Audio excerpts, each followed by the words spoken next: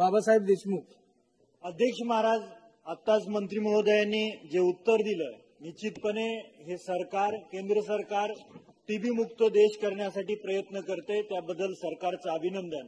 पण माझी आपल्या माध्यमातून सरकारला काही प्रश्न आहेत की हा संसर्गजन्य रोग आहे आणि ज्या ठिकाणी गर्दीची ठिकाणं आहेत, बस स्थानक असेल, रेल्वे स्टेशन असेल, त्या बस स्थानकावरती जे व्यावसायिक आहेत किंवा पाणी विकणारी काही मुलं असतील, खाऊ विकणारी काही मुलं असतील, यांना आपण रेल्वे स्टेशनच्या आवारात आणि बस स्थानकाच्या आवारात त्यांची टीबीची चाचणी कंपल्सरी करणार आहात का?